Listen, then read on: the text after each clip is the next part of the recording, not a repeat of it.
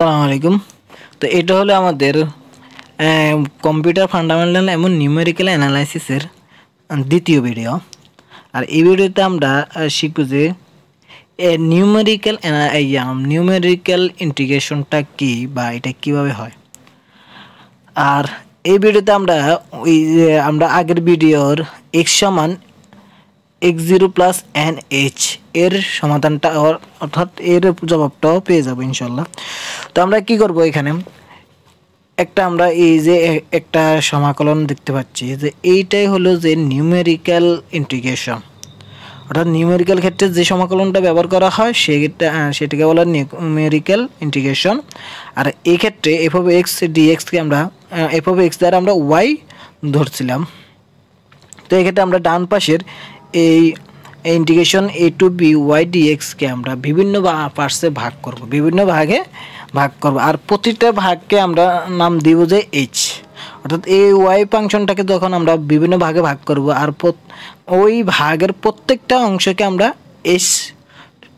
h নাম দিব। আর এটার কারণে এই ক্ষেত্রে অর্থাৎ ভাগ করার কারণে আমরা y এর বিভিন্ন মান পাবো। অর্থাৎ যেহেতু ধরি আমরা ওয়াইটাকে এখানে বোঝার জন্য আমরা একটা রেখা মানে বিবেচনা করি, লেখচিত্র বিবেচনা করি, সেই ক্ষেত্রে ধরি যে এই একটা রেখা y সমান f of x, এই রেখার সীমা হলো x সমান x0 থেকে xn অর্থাৎ b পর্যন্ত। তো আমরা কি করব, এই অঞ্চলটাকে আমরা বিভিন্ন ভাগে ভাগ করব, ভাগ করে তারপর আমরা এই কাজটা করব। তো এই ক্ষেত্রে কি করব যে এই যে প্রত্যেকটা যে আলাদা আলাদাভাবে একটা ভাগ করলাম আর এই ভাগটাই হলো h এর মান। অর্থাৎ আমরা নিউটন কটস সূত্রের ভিতরে আমরা একটা h দেখছিলাম, h এরটা আমি ব্যাখ্যা দিই নাই। তো h এর ব্যাখ্যাটা হলো যে b - a/n। এক্ষেত্রে b হলো আপার লিমিট, a হলো লোয়ার লিমিট আর ডিভাইডেড বাই হলো n। n এর মান প্রশ্নে যা দেওয়া থাকবে তা দিয়ে আমরা অঙ্ক করতে পারবো বা আমাদের ভবিষ্যতে কাজে লাগবে। তো এক্ষেত্রে আমরা যখন x0 এর জন্য পাবো, অর্থাৎ x0 যখন a, তখন আমরা পাবো যে এর মানটা পাবো a সমান y0। a এর জন্য আমরা পাবো যে y0।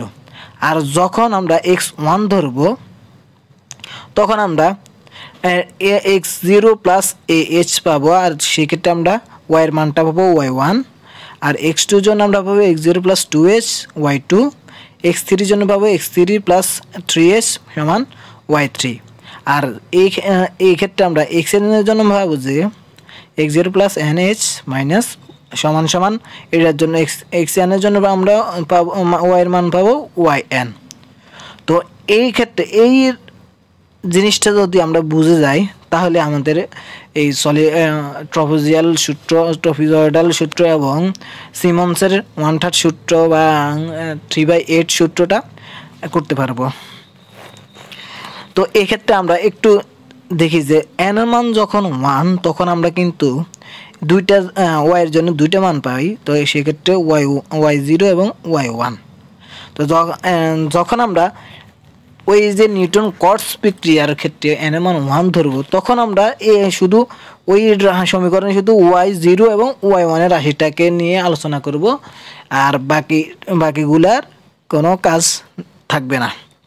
তো আজকে আমাদের আলোচনার বিষয় ছিল যে ট্রাপিজয়েডাল সূত্রটা প্রতিপাদন।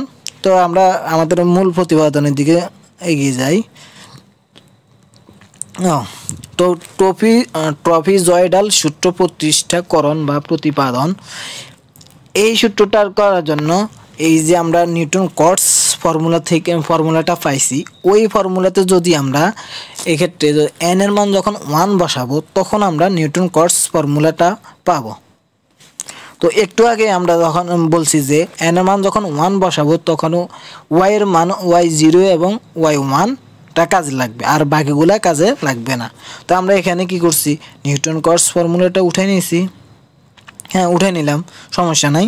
এখন আমরা কি করব, n সমান 1 ধরে, অর্থাৎ আমরা যখন ট্রাপিজয়েডাল সূত্রটা প্রতিষ্ঠা করব তখন আমাদেরকে অবশ্যই n এর মান 1 ধরতে হবে। তো এটা একটা শর্ত আর কি।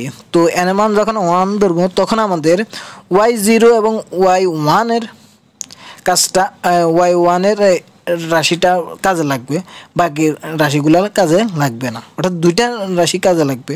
তো এই সেটা প্রথম দুইটা রাশি হলো যে এই রাশিটা ny0 প্লাস ডেল y0, অর্থাৎ ডেল y0টা একটা পার্থক্য বোঝানো হয়েছে।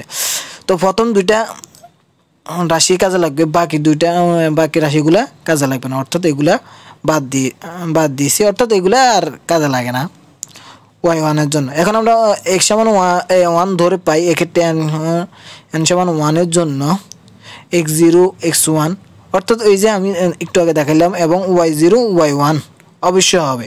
আর এক্ষেত্রে ডেল y0 হবে y1 মাইনাস y0। তো এক্ষেত্রে আমরা কি করব, আমাদের এই দুইটা রাশি কাজে লাগবে আর বাকিটা কাজে লাগবে না। তো আমরা কি করব যে এখানে n এর মান 1 যেহেতু ধরছি, সেহেতু আমরা এখানে কি করব, এই দুইটা রাশি উঠে নেব। তো দুইটা রাশি উঠাই নিলাম, n এর মান কত 1 ধরলাম, 1 ইন্টু y0 প্লাস, আর 1 যদি এখানে বসাই দিই তাহলে পাই 1/2 ডেল y0। তো এখান থেকে আমরা কি করব, ডেল y0 এর মানটা বসাই দিব, y0 plus half y1 minus y0। তো এখান থেকে আমরা ক্যালকুলেশন করে এই রাশিটা পাই, অর্থাৎ এই হাফটাকে বাইরে বের করে আনলাম, তাহলে a²/2 y0 প্লাস y1। এটা আমরা x0 থেকে x1 পর্যন্ত আমরা করলাম, একটা ধাপ নিলাম। আর আমাদের কিন্তু ওই শেষ লিমিট xn পর্যন্ত যেতে হবে, কারণ আমরা কি জানি যে লোয়ার লিমিট এবং আপার লিমিটের কয়েকটা আমরা ভাগ করব, ওই ভাগ পর্যন্ত প্রত্যেকটা ভাগের হিসাবটা করতে হবে। তো অনুরূপে আমরা কি করলাম, x1 থেকে x2 এর জন্য নিলাম, তাহলে x1 থেকে x2 এর জন্য y dx এর মান আমরা পাবো যে, যেটা আমরা x0 থেকে x1 পর্যন্ত নেওয়ার পরে আমরা পাইলাম y0 প্লাস y1, তাহলে x1 থেকে x2 নিতে হলে তাহলে আমরা পাবো যে y1 প্লাস y2। অনুরূপভাবে x2 থেকে x3 এর জন্য আমরা নিলে পাবো যে y2 প্লাস y3। এই ক্ষেত্রে আমরা যখন x এর মান n-1 এবং n পর্যন্ত নিব, তাহলে আমরা এখানে পাবো যে y পাওয়ার n-1 প্লাস yn। তো আমরা কি করছি, আমরা মানগুলো বের করে নিলাম। এখন আমরা কি করব, এই মানগুলো বসে দিলে হয়ে যাবে। তো আমরা মানলাম যে ধরে নিলাম x0 থেকে xn পাওয়ার n পর্যন্ত মোট অঞ্চলটা আমরা এখানে ক্যালকুলেশন করলাম y dx সমান, তাহলে কি হবে x0 by x1 y dx plus x1 by, অর্থাৎ লিমিট ল লিমিট x1 থেকে আপার লিমিট x2 y dx, অর্থাৎ এইভাবে আমরা পুরো xn-1 থেকে xn পর্যন্ত ক্যালকুলেশন করলাম। তো এখানে আমরা কি পাইলাম, আমাদের প্রত্যেকটা জায়গায় আমরা দেখতে পাই যে এখানে x/2 থাকে। তো x/2টাকে আমরা কমন নিলাম। তো কমন নেওয়ার পরে আমরা এখানে প্রত্যেকটা জিনিসের y0 plus y1 y1 plus y2 এগুলো আমরা বসে দিলাম, অর্থাৎ plus yn-1 into plus yn। তো এখানে আমরা একটু খেয়াল করলে দেখতে পাই যে y0 কিন্তু একবার আসছে এবং y1 কিন্তু yn কিন্তু একবার আসছে, এবং আমরা যখন দেখব যে y1 দুইবার আসছে, y2 দুইবার আসছে, y3 দুইবার আসছে, এবং কি yn-1 এটাও কিন্তু দুইবার আসবে যখন আমরা yn-1 আর yn এর কথা চিন্তা করব। তো সেক্ষেত্রে আমরা কি করতে পারি, এখানে 2টা কমন নিয়ে y1 plus y2 plus y3 plus and so on yn-1 আর প্লাস yn। আর এই সূত্রটাই হলো ট্রপিজয়েডালের সূত্র। তো এখানে শুধু একটা বিষয় আমি যা দেখছি যে খেয়াল করা দরকার, সেটা হলো যে এখানে y1 y2 এগুলো যে দুইবার আসছে, ওই বিষয়টা একটু খেয়াল করতে হবে, এবং yn-1ও কিন্তু দুইবার আসবে এই ক্ষেত্রে। তো এই জিনিসটাও খেয়াল করতে হবে। আর আরেকটা জিনিস খেয়াল করতে হবে যে যখন আমরা yn এর মান 1 ধরবো, তখন আমরা কিন্তু এই যে x0 x1 এবং y0 y1 পাবো এক্ষেত্রে প্রথমে। তো তো y0 আর y1টা শুধু ক্যালকুলেশন হবে, প্রথম দুইটা রাশি ক্যালকুলেশন হবে, আর এই দুইটা রাশিটা পরটা ক্যালকুলেশন হবে, বাকিগুলা ক্যালকুলেশন করা লাগবে না। সেক্ষেত্রে যখন আমরা এর মান n এর মান 2 ধরবো, তখন আমরা তিনটা রাশি অর্থাৎ y0 এই রাশি এবং এই রাশিটাকে আমরা কি করব, ক্যালকুলেশন করব। তো সেটা আমরা সিমন্সের 1/3 সূত্রের মধ্যে দেখতে পাবো। তো এটাই ছিল আজকের পড়ার ভিডিও। আশা করি ট্রপিজয়েডালের সূত্রের প্রতিষ্ঠাকরণটা বুঝে আসছে। আর যদি না বুঝে আসে তাহলে কমেন্ট বক্সে কমেন্ট করে জানাবেন। ধন্যবাদ।